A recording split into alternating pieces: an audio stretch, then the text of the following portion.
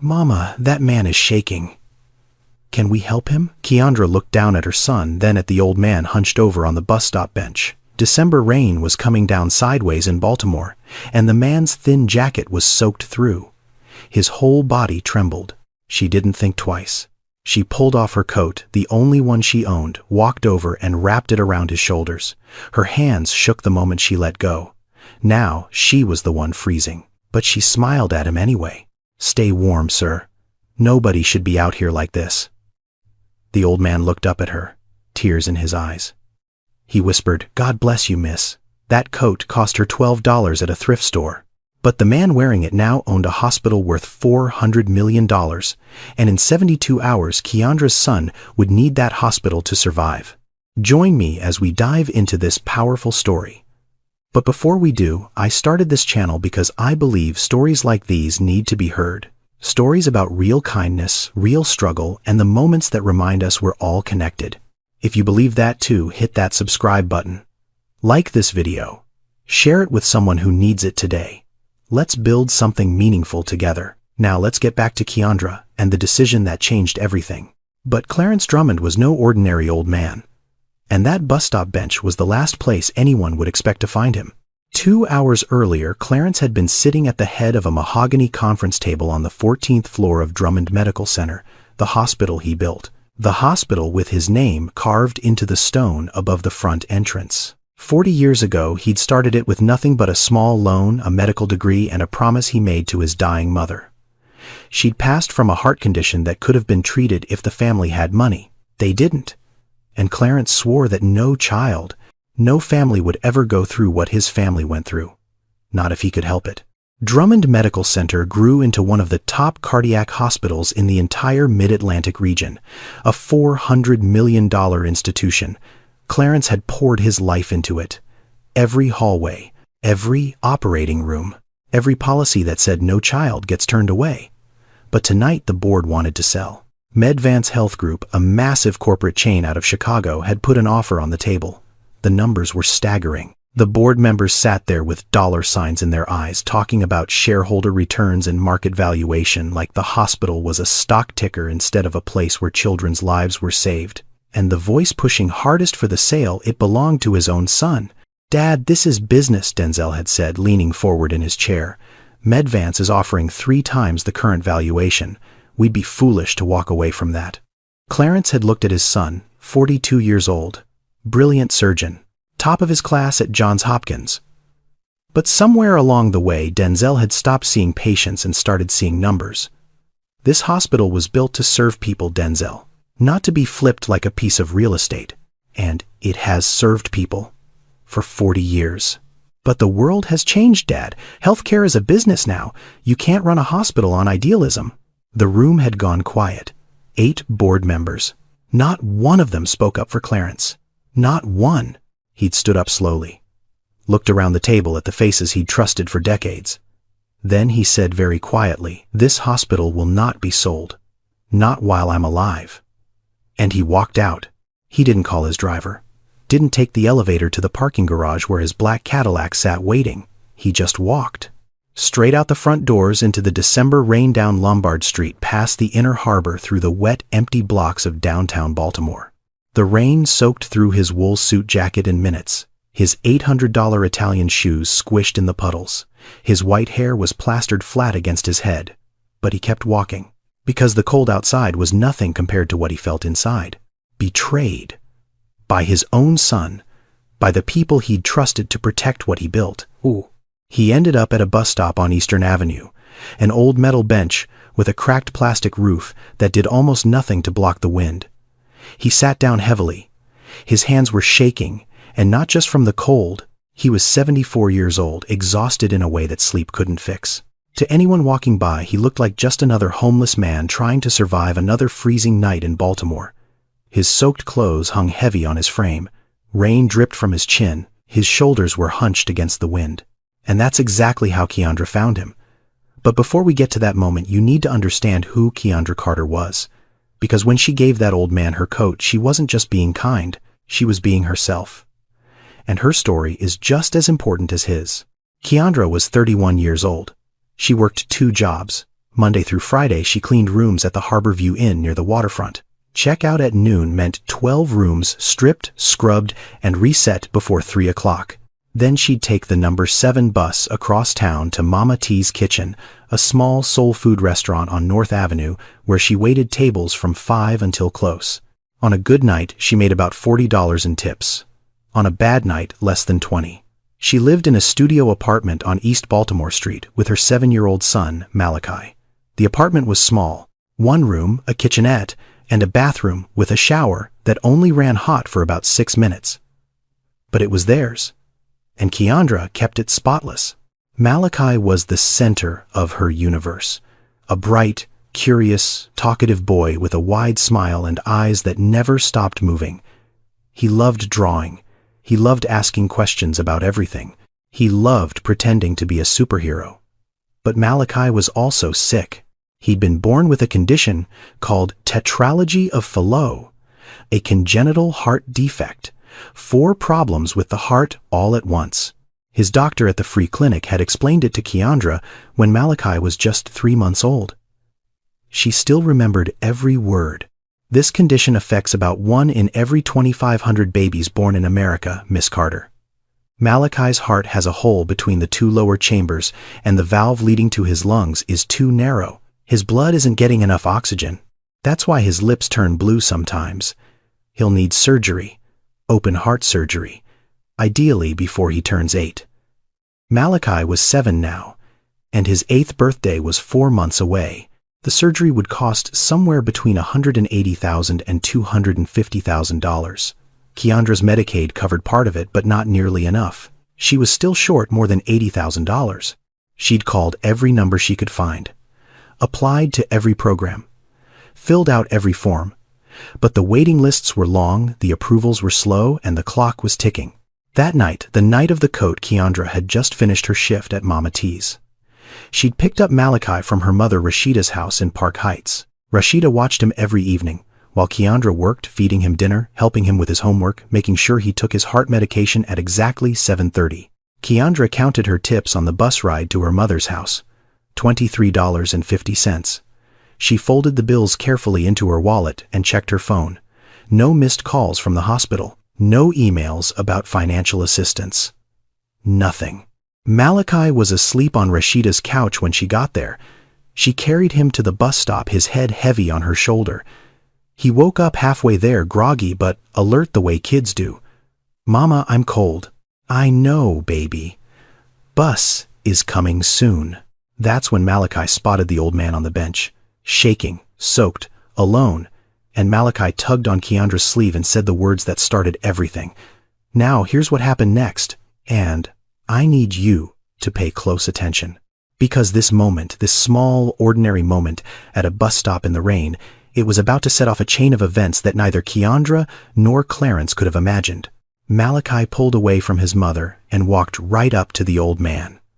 No hesitation, no fear, just a 7-year-old boy with a broken heart literally walking toward a stranger because he saw someone who needed help. "Are you cold, sir?" Malachi asked. His voice was small but steady.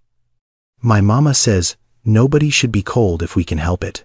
Clarence looked up, and the first thing he noticed wasn't the boy's words. It was his lips. They had a faint bluish tint, a cyanotic shade that most people would never notice. But Clarence had spent 40 years building a cardiac hospital. He'd seen that color 1,000 times. He knew exactly what it meant. This child had a heart condition, but the boy was smiling. Wide and warm like the cold didn't bother him at all. Like helping a stranger mattered more than his own discomfort. Before Clarence could respond, Keandra stepped forward. She was already pulling off her coat, a thin brown parka worn at the elbows with a zipper that stuck halfway up. She draped it over Clarence's shoulders carefully, the way you'd cover a sleeping child. "Oh no, miss," Clarence said, his voice weak from the cold. "I can't take your coat. You need it." Keandra shook her head. "I've survived worse than a little rain, sir. You need it more than I do right now." Her hands trembled as she pulled them back. Now she was the one standing in the freezing rain with nothing but a thin restaurant uniform.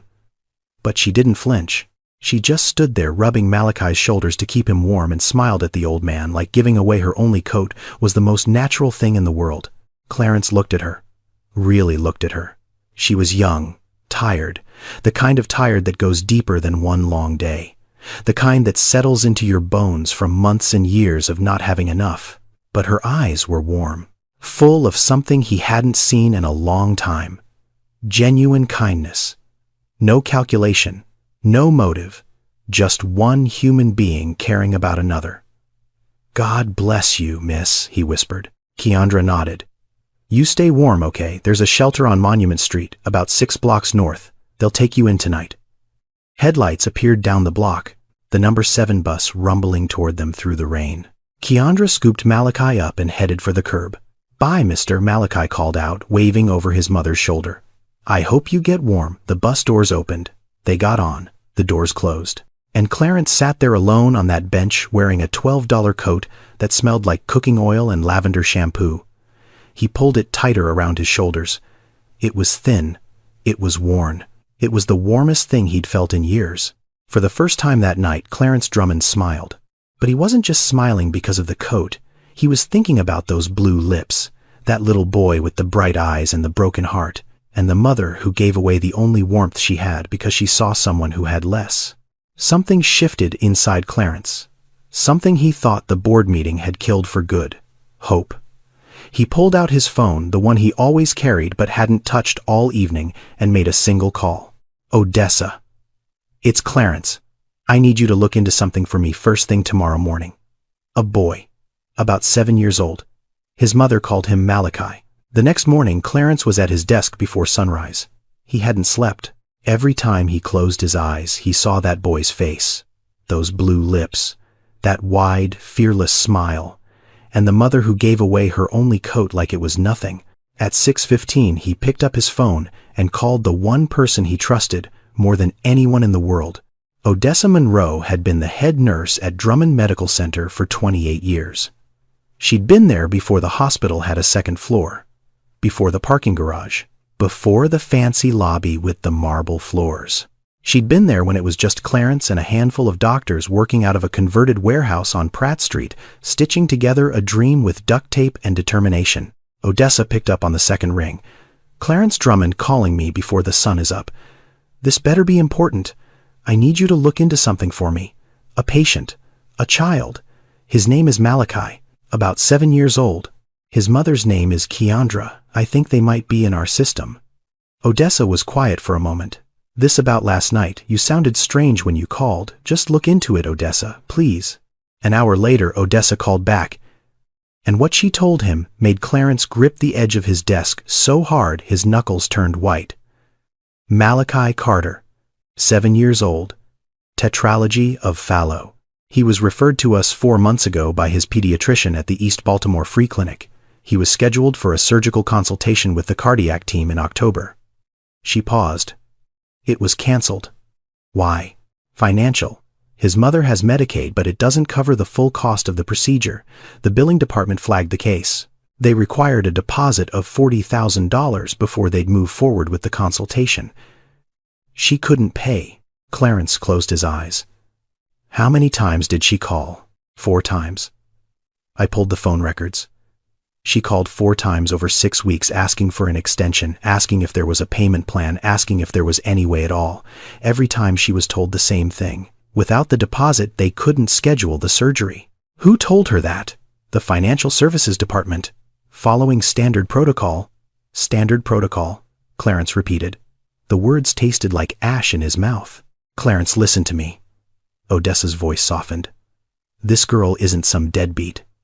I looked at her file. She works 2 jobs. She applied to every assistance program in the state. Chip Mended Little Hearts, the Ronald McDonald House Fund.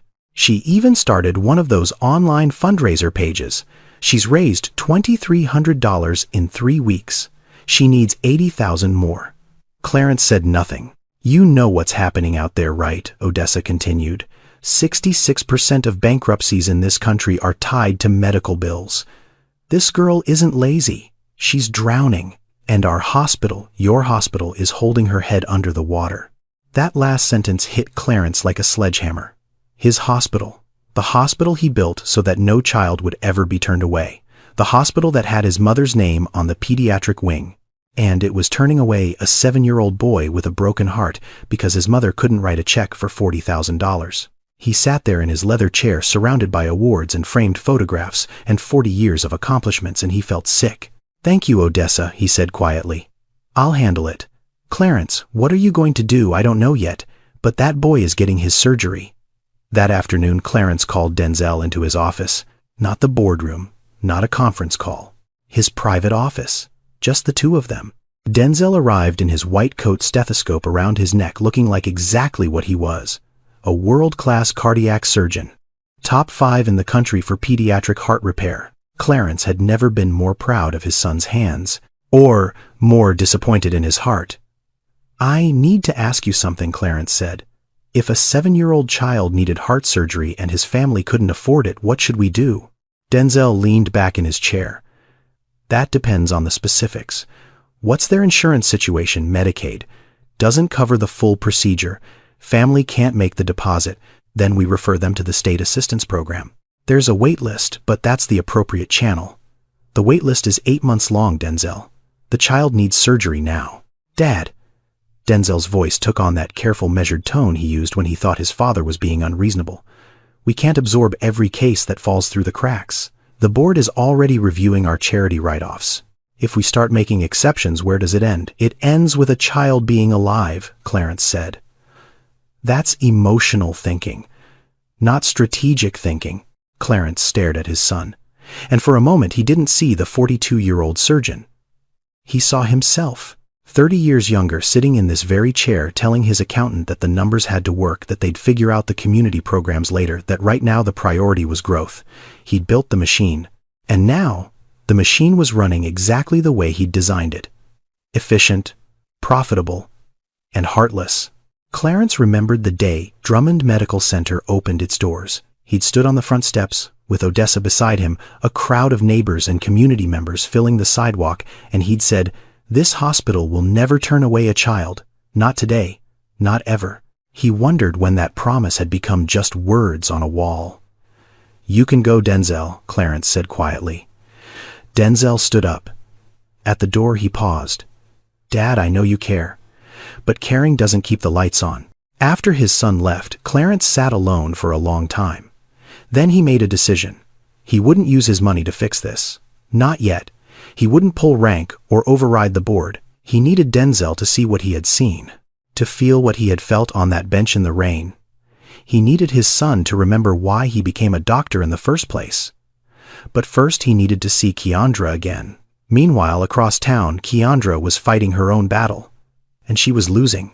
It started at 7 in the morning, the day after she'd given her coat to the old man at the bus stop. She sat on the edge of her bed with her phone in one hand and a list of numbers she'd written on the back of an envelope. First call. The Children's Health Insurance Program helpline. She'd already applied twice, both times denied because her income was $600 over the threshold. "I'm sorry, ma'am. Based on your household income, you don't qualify for expanded coverage at this time, but I can't afford the surgery without it. My son needs open heart surgery." "I understand, ma'am. I can transfer you to our appeals department. The current wait time for an appeal review is 12 to 16 weeks. 12 to 16 weeks. Malachi didn't have 12 to 16 weeks. Second call. Mended Little Hearts, a nonprofit that helps families with children who have congenital heart defects. The woman on the phone was kind, genuinely kind. But the answer was the same. "We have a grant program, but our current funding cycle is closed. Applications reopen in March. I can put you on the notification list." March was 3 months away. Third call.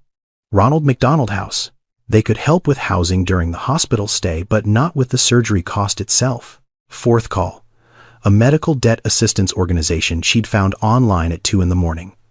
They asked her to fill out a 20-page application and said the review process takes 6 to 8 weeks. By noon, Keandra had made 11 calls. 11 different organizations. 11 different versions of the same answer. "Not right now. Not yet. Fill out this form. Get in this line. Wait." She put the phone down and pressed her hands against her eyes. She would not cry. Not during the day. Crying was for 2 in the morning when Malachi was asleep and couldn't hear. That afternoon she picked Malachi up from school. Usually, he ran out the front door at full speed, backpack bouncing, shouting about his day before he even reached the car. Today, he walked. Slowly. His teacher, Miss Tanya, was beside him holding his hand. "He had a rough afternoon," Miss Tanya said quietly. "He got winded during recess. Had to sit out." He said his chest felt funny.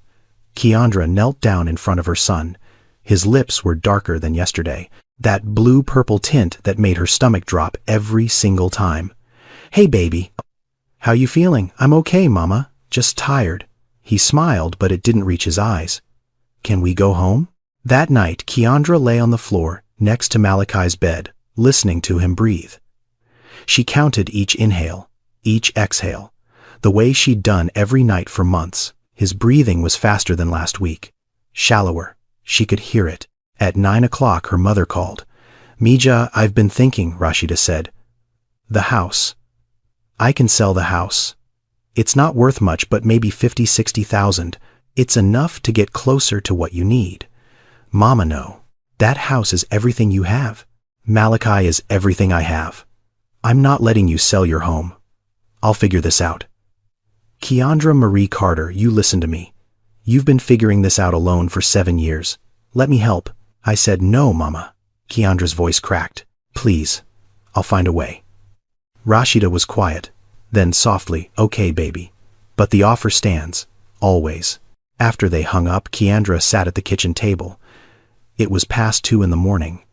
The apartment was silent except for the hum of the refrigerator and the soft rhythm of Malachi breathing in the next room. She spread out the hospital bills on the table. The numbers blurred through her tears. $2,300 raised on GoFundMe, $80,000 still needed, and time was running out. She put her head down on the table and cried, silently, the way she always did, because Malachi could not hear his mother break, and she had no idea that the man she'd given her coat to was at that very moment planning something that would change everything. 3 days later, Clarence walked into Mama T's kitchen on North Avenue at 6:30 in the evening. He'd changed out of his usual suit. Instead, he wore a simple gray sweater, plain slacks, and a flat cap pulled low over his forehead. No watch, no cufflinks, nothing that would give him away. He looked like any retired man out for a quiet dinner. Odessa had told him where Keandra worked. He told himself he just wanted to see her one more time, to confirm what he already felt. But the truth was, he needed to. Something about that woman had gotten under his skin in a way nothing had in years. The restaurant was small, maybe 15 tables, half of them full. The smell of collard greens and fried chicken hit him the moment he walked in. It reminded him of his mother's kitchen. A lifetime ago, he sat at a corner table by the window and picked up the laminated menu. A moment later, Keandra appeared. She was wearing the restaurant's uniform, a plain black shirt and an apron tied at the waist. Her hair was pulled back. She looked tired, the same bone-deep tired he'd noticed at the bus stop, but she was smiling. A real smile. The kind that costs effort when you're running on empty. "Good evening, sir. Welcome to Mama T's. Can I get you something to drink?" Then she stopped. Her eyes went wide. "Oh my God, you're the man from the bus stop. The one from the other night." Clarence smiled. "Guilty. Are you okay? Did you find somewhere warm that night? I was worried about you." "I'm fine, miss. Better than fine, actually. That coat of yours saved me." Keandra's face relaxed into relief. "I'm so glad. I kept thinking about you. My son asked about you too. He wanted to know if the shaking man got warm. Your son. The little one who came up to me first. That's Malachi. He's got a big heart." She paused. Something flickered across her face. "Biggest heart I know. Even if it doesn't work quite right." Clarence leaned forward slightly. "What do you mean?" Keandra hesitated. She wasn't the type to unload her problems on strangers. But something about this old man felt safe. Maybe because he'd been vulnerable in front of her first. Maybe because he reminded her of her grandfather. "He has a heart condition," she said quietly. "He was born with it. He needs surgery, but it's complicated. The cost is, well, it's a lot. We're working on it. I'm sorry to hear that. He seemed like a strong boy. He's the toughest kid I know." Her voice caught. Just for a second. Then she straightened up and smiled again. "He just needs a chance. That's all. Just a chance." Clarence nodded slowly. I believe he'll get one. Can I get you the smothered pork chops? That's the special tonight. Miss T makes them from scratch. They talked a little more while Keandra brought his food. She checked on him between other tables, always moving, always working. Clarence watched her. He noticed how she remembered every regular's name, how she refilled the sweet tea for the old couple in the corner without being asked, how she slipped an extra piece of cornbread onto the plate of an elderly woman eating alone. When a customer at table 4 snapped his fingers and complained that his food was cold, Keandra apologized warmly and had a fresh plate out in 4 minutes. No attitude, no eye roll, just grace under pressure. When Clarence finished his meal, he left a $100 bill folded under the edge of his plate. He stood up quietly, put on his cap, and headed for the door. He was halfway down the block when he heard footsteps behind him. Sir. Wait. Keandra caught up to him, slightly out of breath, holding the $100 bill. I think you made a mistake. You left a $100 bill. Your meal was only $14. Clarence looked at her. This woman, who needed $80,000, who was drowning in medical debt, who probably hadn't bought herself anything in months, was chasing him down the street to return money she thought he'd left by accident. It's not a mistake, sweetheart, he said gently. You earned it. Sir, I can't take this. It's too much. Then consider it a gift from a grateful old man who was cold and alone and who met someone kind enough to care. Keandra's eyes glistened. She opened her mouth to argue, then closed it. She folded the bill carefully and held it to her chest. Thank you, she whispered. You have no idea what this means. I think I do, Clarence said softly. Take care of that boy. He's lucky to have you. He turned and walked away into the evening. Behind him, Keandra stood on the sidewalk watching him go, holding $100 like it was made of gold. She didn't know his name. She didn't know he owned the hospital that had turned her son away. She didn't know that what happened next would change her life forever. But Clarence knew, and he was just getting started. 1 week later, everything fell apart. It was a Tuesday, 11:15 in the morning. Malachi was sitting at his desk in Miss Tanya's second-grade classroom at Barclay Elementary, coloring a picture of a rocket ship when he dropped his crayon. His hand went to his chest. His face went gray, and then he slid sideways off his chair and hit the floor. Miss Tanya screamed. 2 kids started crying. The school nurse was there in 90 seconds. She checked his pulse. It was racing, irregular. His lips were dark blue. His skin was cold and clammy. She called 911. The ambulance arrived in 7 minutes.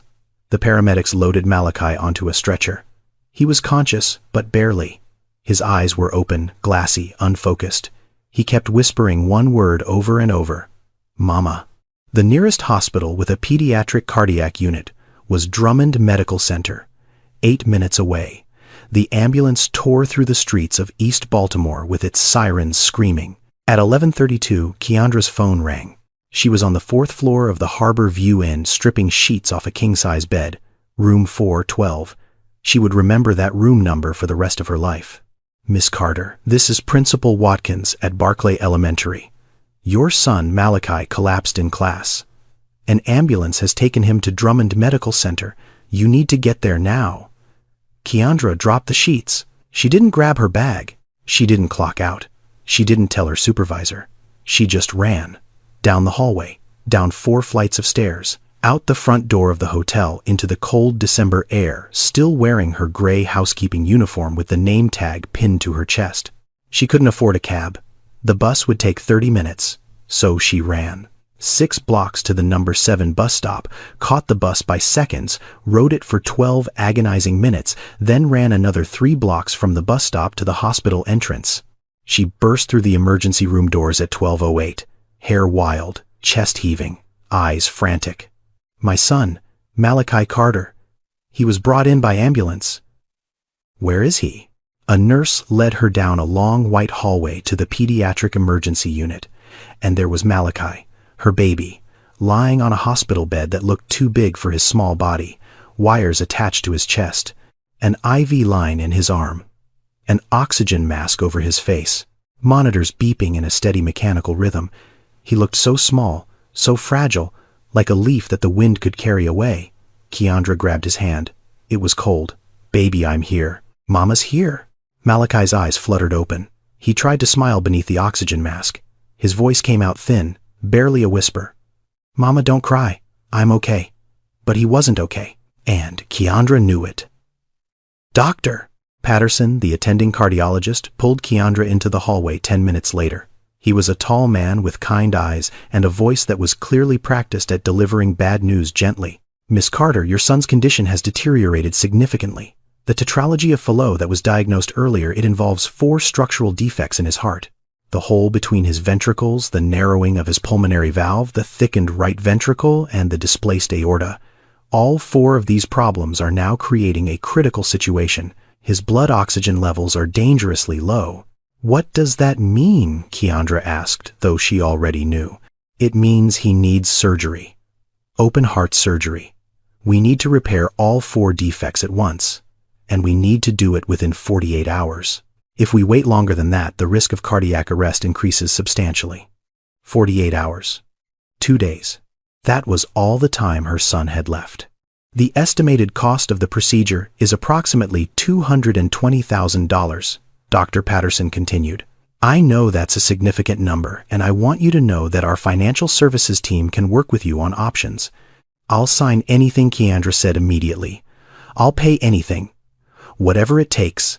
Just save my son. I understand. Let me connect you with our billing department. 20 minutes later, Keandra sat across from a woman in a beige blazer in a small office on the first floor. The woman had a computer screen in front of her and a practiced professional expression that held no warmth. Miss Carter, I've reviewed your insurance coverage. Your Medicaid plan covers a portion of the procedure, but there's a remaining balance of approximately $87,000. Without insurance approval or a deposit of at least $40,000, we're unable to schedule the surgery at this time. At this time, Keandra's voice cracked. My son could die in 48 hours. What do you mean, at this time? I understand your concern, and I'm sorry. But hospital policy requires financial clearance before we can proceed with elective surgical procedures. Elective? There is nothing elective about this. My 7-year-old son is upstairs right now with a broken heart, and you're telling me you won't fix it because I don't have $40,000? The woman looked down at her keyboard. I can give you a list of financial assistance programs and emergency funding sources. Some of them have expedited review processes. Keandra stared at her. The fluorescent lights buzzed overhead. The clock on the wall ticked, and for the first time in 7 years of fighting, Keandra had no idea what to do next. She walked back upstairs to Malachi's room. She sat down in the plastic chair beside his bed. She took his hand again. Malachi looked up at her. Mama, why are you sad? I'm not sad, baby. I'm just thinking. About what? About how much I love you. Malachi smiled. That wide, bright smile that could light up any room, even a hospital room, with beeping machines and fluorescent lights. I love you too, Mama. More than rocket ships. Keandra pressed his hand against her cheek and closed her eyes. 48 hours. $40,000. And a system that would let a child die over paperwork. She had never felt more alone in her life. But she wasn't alone, because 2 floors up in an office with his name on the door, a phone was ringing. Odessa Monroe picked up on the first ring. She'd been waiting for this moment since the boy came through the emergency room doors. She dialed Clarence before her coffee was even cold. Clarence. It's Odessa, that boy you asked me about. Malachi Carter. He just came in through the ER. Silence on the other end. It's bad, Clarence. His oxygen levels are critical. He collapsed at school this morning. Dr. Patterson is stabilizing him now, but the surgery can't wait. He needs it within 48 hours. More silence. Then Clarence's voice, low and tight. Who's the surgeon on call for pediatric cardiac? Dr. Patterson can do a standard repair, but this case is complex. 4 defects. A 7-year-old's heart. This needs a specialist, Clarence. This needs the best. This needs Denzel. Yes, it does. Clarence was quiet for a long time.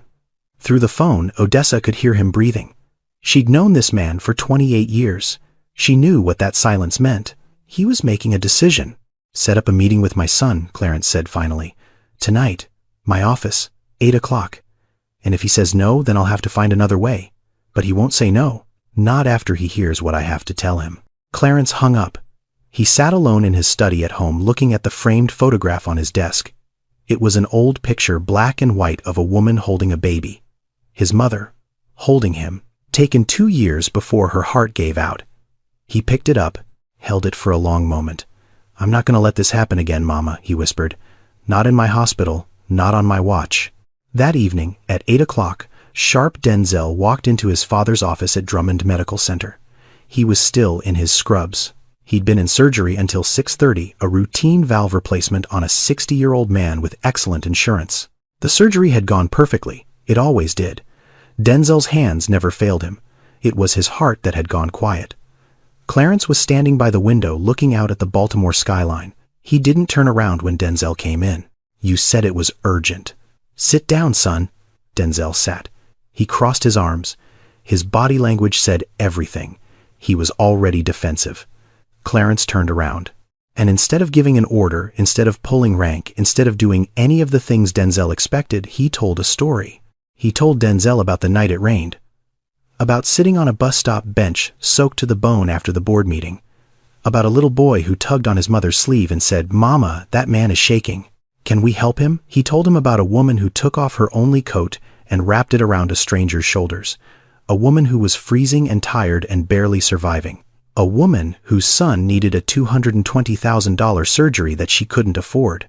"That woman's son is in this hospital right now," Clarence said.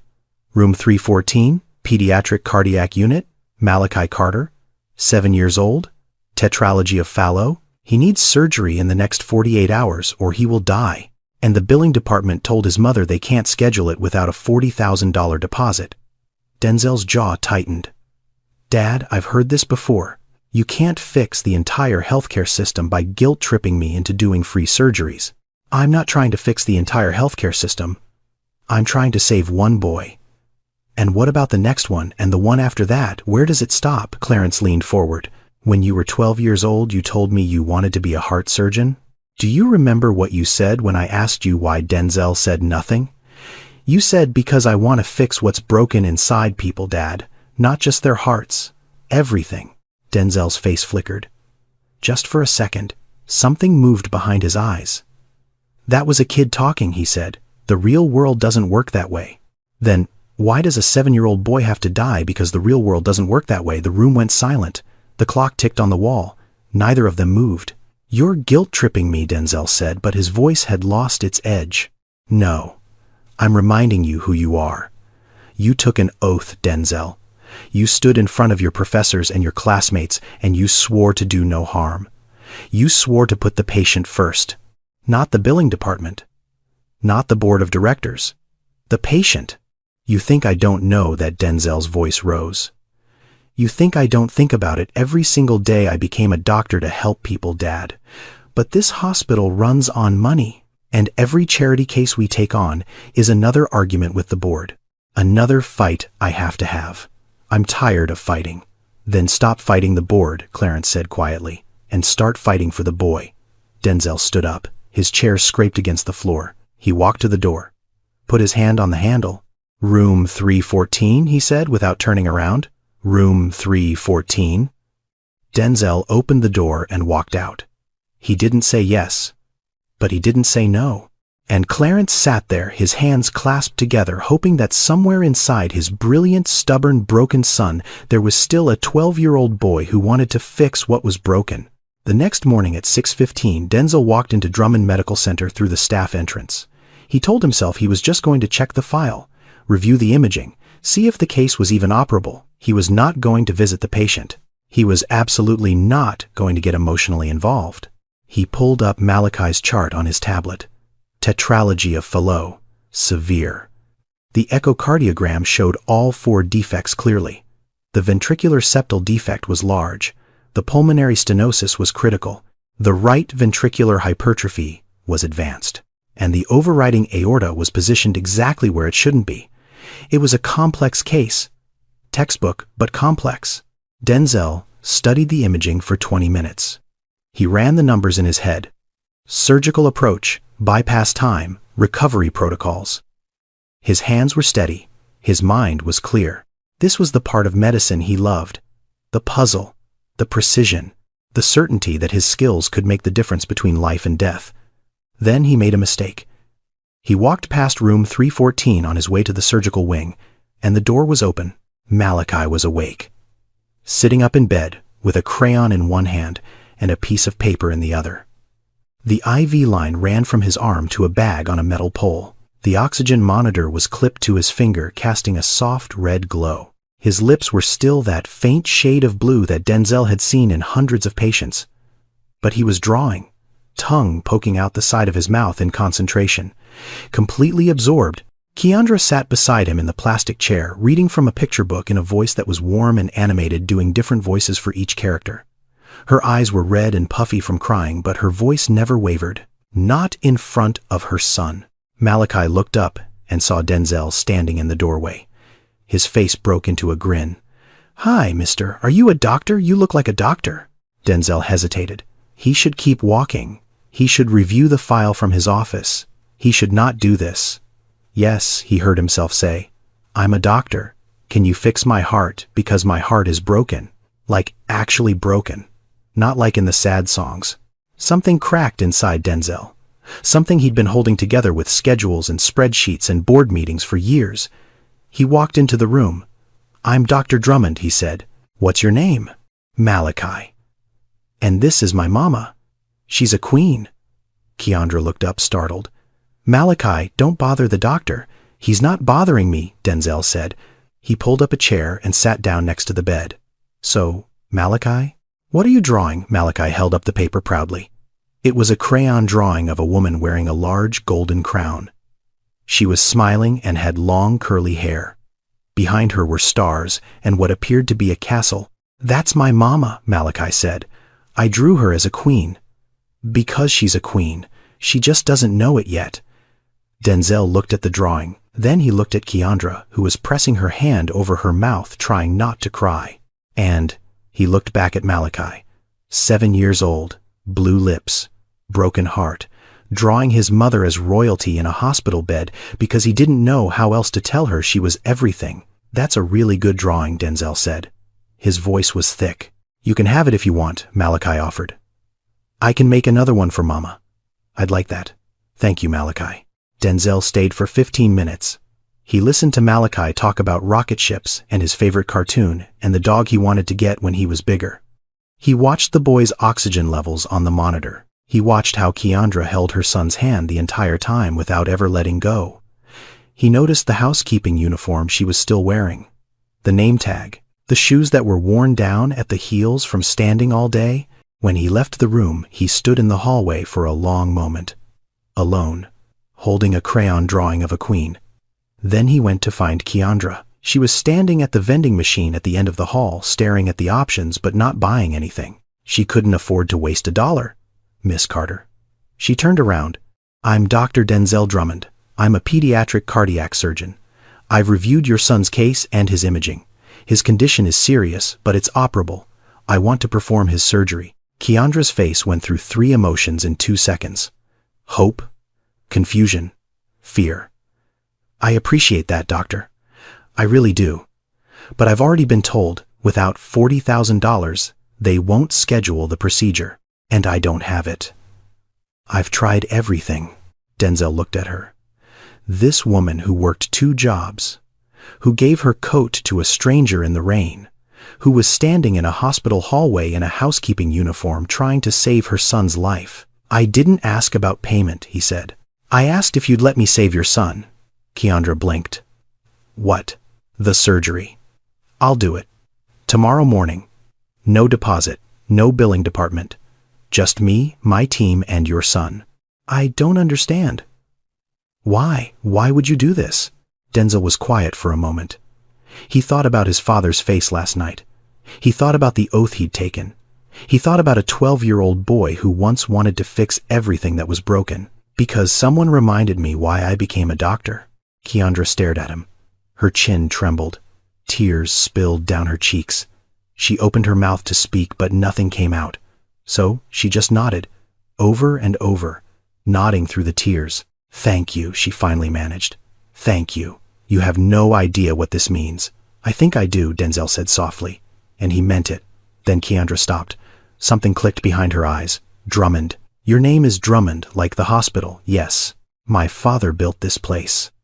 Keandra looked at him for a long moment. Something flickered across her face. A shadow of recognition. A question forming. But it didn't fully take shape. Not yet. Your father must be a good man, she said. Denzel thought about his father sitting alone in his office begging his son to remember who he was. He is, Denzel said quietly. He really is. The surgery was scheduled for 6 in the morning. Keandra was up at 4. She hadn't slept. She'd spent the night in the plastic chair next to Malachi's bed watching his chest rise and fall, counting breaths the way she'd done 1,000 times before. But tonight was different. Tonight might be the last time she had to count. At 5:15, 2 nurses came in to prep Malachi. They were gentle, kind. One of them had a warm smile and spoke to Malachi like he was the most important person in the building, because right now he was. Malachi was groggy, but awake. They put him in a small hospital gown with tiny blue stars on it. He looked so small in that gown, so fragile, like a bird with a broken wing. Mama, I'm right here, baby. When I wake up, will my heart be fixed? Keandra knelt beside the bed. She took his face in both hands and looked straight into his eyes. Yes, baby. When you wake up, you'll be able to run as fast as you want. No more sitting out at recess. No more getting tired on the stairs. You're going to run, Malachi. As fast as the wind. He smiled. That wide, beautiful smile. Faster than Jalen. Way faster than Jalen. He giggled. Then his face got serious. Mama, are you scared? A little bit. Don't be. The doctor with the nice voice said he's going to take care of me. And I believe him. Keandra kissed his forehead. Held it there. Let herself breathe him in. The smell of hospital soap and little boy sweat and something sweet underneath that was just Malachi. I love you more than anything in this world, she whispered. I love you more than rocket ships, Mama. The nurses wheeled him away at 5:45. Keandra walked beside the gurney, holding his hand until they reached the double doors that said surgical unit authorized personnel only. The nurse touched her arm gently. This is as far as you can go, Miss Carter. We'll take good care of him. Malachi waved. See you when I wake up, Mama. The doors swung shut, and Keandra stood there staring at those doors, her hand still reaching out for a hand that was no longer there. Rashida found her like that 5 minutes later. She wrapped her arms around her daughter and held on tight. Neither of them said a word. They just stood there in the hallway holding each other, while somewhere behind those doors a team of surgeons prepared to open a 7-year-old boy's chest and fix what had been broken since the day he was born. The waiting room was on the 3rd floor. Small, beige walls, plastic chairs, a television mounted in the corner playing the morning news on mute, a vending machine humming in the hallway, a clock on the wall with a second hand that seemed to move slower than any clock Keandra had ever seen. They sat down. Rashida pulled out a pair of knitting needles and a ball of yellow yarn from her bag. She started knitting. Not because she needed a scarf, because her hands needed something to do. If they were still, they would shake. At 7:30, Odessa came in carrying 2 cups of coffee. She set one in front of Keandra and one in front of Rashida. How are you holding up? Baby Odessa asked. Keandra looked at the coffee. She couldn't imagine drinking anything right now. Her stomach was a fist. What are they doing to him in there? Rashida asked quietly. Can you explain it to me in words I can understand? Odessa sat down beside her. Right now, they've got Malachi on a heart-lung bypass machine. That means a machine is doing the work of his heart and lungs while the surgeons operate. Doctor, Drummond is going to close the hole between the 2 lower chambers of Malachi's heart. Then, he'll widen the pathway to the lungs so more blood can get through. He'll repair the pulmonary valve so it opens and closes properly. And he'll reposition the aorta so it draws blood from the right place. 4 things, Rashida said. They're fixing 4 things at once. Yes, ma'am. 4 defects, 1 surgery. It usually takes between 5 and 7 hours. Rashida nodded slowly. Her knitting needles never stopped moving. Click. Click. Click. And after Keandra asked, if it works? When it works, Odessa corrected gently. He'll be in the ICU for a few days. Then, recovery. Physical therapy. But if everything goes well in a few months, that boy will be running around like he was born brand new. Keandra closed her eyes. She pressed her palms together in her lap, and she prayed, silently, the way her mother had taught her, the way her grandmother had taught her mother. 1 hour passed, 2 hours, 3. Keandra paced, back and forth across the small waiting room, 12 steps one way, 12 steps back. Her shoes made a soft sound on the linoleum floor, back and forth, back and forth. Rashida knitted. The yellow yarn grew into something shapeless and beautiful. Her lips moved silently. Prayers or counting stitches, maybe both. At 10 o'clock, a nurse came out. "He's doing well, doctor. Drummond is closing the septal defect now. Everything is on track." Keandra nodded. She couldn't speak. 4 hours. 5 hours. The vending machine hummed. The clock ticked. A nurse's shoes squeaked in the hallway. Someone paged a doctor over the intercom. The world kept moving. But in that waiting room, time had stopped. 2 floors above in his office, Clarence Drummond sat at his desk. His computer screen showed the security camera feed from the 3rd floor waiting room. He watched Keandra pace. He watched Rashida knit. He watched Odessa sit with them, patient and steady as a lighthouse. And for the first time in longer than he could remember, Clarence Drummond cried. Not for the hospital, not for the board, not for himself. He cried for a mother who gave her coat to a stranger and a boy who drew queens with crayons, and a world that made it so hard for good people to survive. He cried because his son was downstairs right now doing the thing he was born to do, saving a life, not for money, not for the board, for a child, the way it was always supposed to be. At 12:17 in the afternoon, 6 hours and 32 minutes after the surgery began, the double doors opened. Denzel walked out. He was still in his surgical gown. His mask was pulled down around his neck. His eyes were tired but clear. Keandra stopped pacing. Rashida put down her needles. The room went completely still. "Miss Carter." Keandra couldn't breathe. "The surgery was successful. We repaired all 4 defects. His heart is beating on its own, strong and steady. Malachi is going to be okay." For a moment, nothing happened. The words hung in the air like they needed time to become real. Then Keandra's knees buckled. Rashida caught her, and they held each other, sobbing right there in the middle of that beige waiting room with the muted television and the humming vending machine, crying so hard that a nurse passing by in the hallway stopped and pressed her hand to her chest. Keandra pulled away from her mother and reached for Denzel's hand. She took it in both of hers and held it tight. "Thank you," she said, her voice broken and beautiful. "Thank you for giving my son a chance." Denzel looked at her, and something in his face was different, softer, more open, like a window that had been shut for years had finally cracked open. "He gave me something too," Denzel said quietly. "He reminded me why this work matters." Odessa stood in the corner watching. She didn't say a word. She just smiled and wiped her eyes. An hour later, they let Keandra into the ICU. Malachi was asleep. Tubes ran from his arms and chest. An oxygen line sat beneath his nose. Wires connected him to a monitor that beeped softly with each heartbeat. But this time, the rhythm was different. It was steady, even, strong. For the first time in 7 years, Malachi Carter's heart was beating the way it was supposed to. Keandra sat beside him. She took his small hand in hers. She didn't speak. She just listened to the monitor, that steady, beautiful beep, the sound of her son's heart, finally whole. 3 days later, Malachi was sitting up in bed eating orange Jell-O and complaining that the hospital gown was itchy. His color was better. His lips were pink.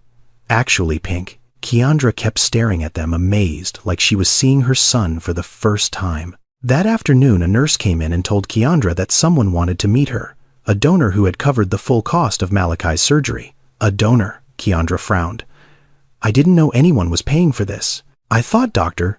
Drummond arranged it through the hospital. "The benefactor would like to explain in person." "Conference room B, 4th floor. Whenever you're ready." Keandra kissed Malachi's forehead, told Rashida to stay with him, and took the elevator to the 4th floor. She smoothed down her hair, straightened her clothes. She was still wearing the same jeans and sweater she'd been living in for 3 days. She pushed open the door to conference room B. A man sat at the far end of the table. He was wearing a dark blue suit, perfectly pressed, silver cufflinks. His white hair was neatly combed. He had deep brown eyes, and when he looked up at her, those eyes held something complicated. Gratitude, guilt, hope. Keandra recognized him instantly. "You," she whispered. "You're the man from the bus stop." Clarence Drummond stood up slowly. "Yes, and I owe you an explanation." Keandra didn't sit down. She stood in the doorway, her hand still on the door handle like she might need to leave at any moment. "My name is Clarence Drummond. I'm the founder of this hospital." The room tilted. Keandra felt like the floor had shifted beneath her feet. "That night at the bus stop," Clarence continued, "I wasn't pretending to be someone I'm not. I was at the lowest point of my life. I just walked out of a board meeting where my own son, my own flesh and blood, told me that saving this hospital's mission wasn't worth the financial cost. I was angry. I was heartbroken. I walked out into the rain because I didn't know where else to go." He paused. "And then a little boy tugged on his mother's sleeve and asked if they could help me." Keandra's jaw tightened. She was listening, but her eyes were guarded. "You gave me your coat, your only coat, in December, in the rain, and you didn't know who I was. You didn't know I could do anything for you. You just saw a man who was cold and you helped him." And then Keandra asked. Her voice was steady. "What happened after that?" "I found out who you were. I found out about Malachi, about his condition, and I discovered that my hospital, the hospital I built to serve families like yours, had turned your son away because of a billing policy." "You arranged all of this," Keandra said. "Not a question. A statement. The surgery. Denzel. All of it. I asked my son to do what he was trained to do. What he was called to do. But Keandra, I didn't make him care. He walked into that room and saw your son, and something changed in him. That was real." Keandra was quiet for a long time. She walked to the window and looked out at the Baltimore skyline. The harbor, the buildings, the streets where she'd spent her whole life struggling. "I'm grateful," she said finally. "I'll be grateful every day for the rest of my life that my son is alive, that his heart is beating, that he's going to grow up." She turned around. "But Mr. Drummond, what about the next mother, the one who doesn't happen to give her coat to a billionaire, the one sitting in that waiting room right now with the same bills I had and no one who knows her name? What happens to her?" The question landed on Clarence like a stone dropped into still water. He opened his mouth, then closed it, because she was right, and he knew it. That, Clarence said quietly, is exactly what I've been asking myself, and I think I finally have an answer. 1 week later, Clarence called an emergency meeting of the Drummond Medical Center Board of Directors. Every seat at the long conference table was filled. Denzel sat to his father's right. For the first time in years, they were on the same side of the table. Clarence stood at the head of the room. He didn't use notes. He didn't use a presentation. He just spoke. 40 years ago, I built this hospital because my mother died of a heart condition that could have been treated if our family had money. I stood on the front steps on opening day and I made a promise. This hospital will never turn away a child. I broke that promise." The room was silent. 3 weeks ago, a 7-year-old boy collapsed at his school because his heart was failing. His mother had called this hospital 4 times, begging for help. 4 times she was told to come back when she had $40,000. That boy almost died, not because medicine failed him, because we failed him. He looked around the table. "Today, I'm announcing the creation of the Malachi Fund, named after that boy. This fund will cover the full cost of cardiac surgery for any child under 18 who cannot afford treatment, regardless of their insurance status. It will be funded by allocating 15% of the hospital's annual operating surplus." Murmurs around the table. A board member in a gray suit leaned forward. "Clarence, 15% of the surplus, that's millions of dollars a year. The shareholders won't agree to that." "Then I'll buy them out," Clarence said calmly. "Every single share, with my personal assets, and I'll convert this hospital to a fully nonprofit institution. I've already had my lawyers draw up the paperwork." Silence. Denzel stood up. Every eye in the room turned to him. "I've spent 15 years fixing hearts on operating tables," Denzel said. "I'm one of the best cardiac surgeons in this country. But I've been so focused on the science that I forgot about the people. A 7-year-old boy reminded me, and his mother reminded me." He paused. I'm committing to performing 2 pro bono surgeries per month through the Malachi Fund, and I'm asking every surgeon in this hospital to consider doing the same." He looked at his father, Clarence looked back, and between them, something that had been broken for a very long time began to heal. The board voted reluctantly, 11-3 in favor. After the meeting, Clarence asked Keandra to come to his office. "I have a proposition for you," he said. "This hospital needs a patient advocate, someone whose job it is to help families navigate the system, to make sure no mother sits in that waiting room alone, drowning in paperwork and fear. The position pays $62,000 a year with full benefits. Health, dental, vision. I want you to take it." Keandra stared at him. "You want me to work here at the hospital? I want you to do here what you already do everywhere else. Take care of people." "Mr. Drummond, I'm not a doctor. I'm not a nurse. I clean hotel rooms and wait tables. You're a mother who fought the entire healthcare system to save her son. You understand what these families go through because you've lived it. There's no degree in the world that teaches that. Patient advocacy is one of the fastest growing roles in American healthcare. The Affordable Care Act expanded coverage, but millions of families still fall through the gaps. They need someone on their side, someone who speaks their language, someone who has been where they are." Keandra was quiet. "Why me?" she asked. "Because when you sat in that waiting room, terrified and alone, you swore you'd find a way. And you did. I want you to help other mothers find their way too." Keandra thought about it for a long time. She thought about the hotel rooms, the restaurant shifts, the bills that never stopped coming. She thought about Malachi upstairs in his hospital bed drawing pictures of rocket ships and queens. And she thought about the woman in the billing office, the one in the beige blazer who had looked at her computer screen and said, "Without a deposit of at least $40,000, we can't schedule the surgery at this time." And how in that moment Keandra had felt more alone than she had ever felt in her life. "I'll do it," she said, "not because of the money, because I know what it feels like to sit in that waiting room alone, and no one should have to feel that." Clarence smiled, a real smile, the kind that came from somewhere deep. "Welcome to Drummond Medical Center, Keandra." 1 year later, Malachi Carter was 8 years old, and he was running. Not jogging, not walking fast, running. Full speed, arms pumping, legs flying, across the schoolyard at Barclay Elementary, chasing Jalen Thompson in a race that he had been waiting his entire life to run. He crossed the finish line first. He threw his hands in the air. He wasn't even out of breath. Miss Tanya stood on the sideline, pressing her hand to her mouth. She remembered the day he'd collapsed in her classroom. She remembered calling 911. She remembered thinking she might never see that smile again. But here he was, smiling wider than ever, alive, whole, running. Across town, Keandra stood in the hallway of Drummond Medical Center. She was wearing a navy blue blazer and a name badge that said Patient Advocate. Her hair was pulled back neatly. Her shoes were new. In front of her, a young woman sat in a plastic chair, crying. She was holding a stack of medical bills in her hands and a referral letter for her daughter's cardiac surgery. The numbers on the paperwork were overwhelming. The fear on her face was familiar. Keandra knelt down in front of her. She took the woman's hands. "I know exactly how you feel," Keandra said, "and I'm going to help you through this.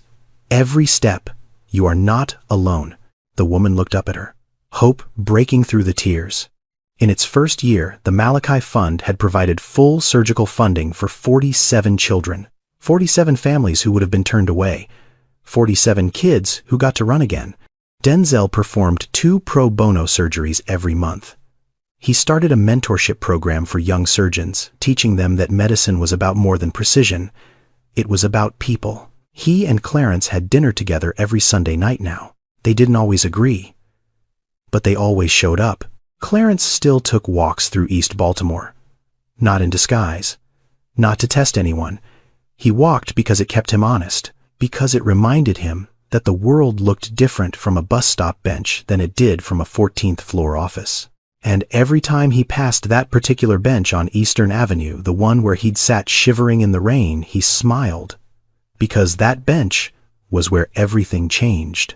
That evening, Keandra came home from work. She opened the front door of the small house she'd been able to rent in a better neighborhood. Clean, bright, 2 bedrooms, a yard where Malachi could run, Mama Malachi slammed into her legs like a small tornado. She scooped him up and held him tight. He smelled like grass and sweat, and boy, his cheeks were flushed from running. His lips were pink, beautifully, perfectly pink. "I beat Jalen today," he said, "by a lot. I'm so proud of you, baby." She carried him inside and set him down. He ran off to his room to draw. And as Keandra hung up her coat by the door, her eyes landed on the wall above the couch. There, in a simple wooden frame, hung a crayon drawing. A woman with curly hair wearing a large golden crown, stars behind her, a castle in the background, and at the bottom in wobbly 7-year-old handwriting the words, "My mama. She's a queen. She just doesn't know it yet." Keandra stood there for a moment looking at that drawing. And she thought about everything that had happened. A cold night, a shivering man, a $12 coat, a broken heart that got fixed, a system that got changed, a life that got saved. Not just Malachi's, hers too, and Clarence's, and Denzel's, and 47 other families who would never know about the night it all started. She hadn't given away a coat that night. She'd given away a piece of herself, and somehow the world gave everything back. From down the hall, Malachi called out, "Mama, come look, I'm drawing a new one. It's you and me in rocket ships." Keandra wiped her eyes. She smiled, and she went to her son. Thank you for watching. If this story touched you, share it with someone who needs to hear it today. Subscribe so you don't miss the next one. And remember, sometimes the smallest act of kindness can save a life you didn't even know was in danger. Love you all.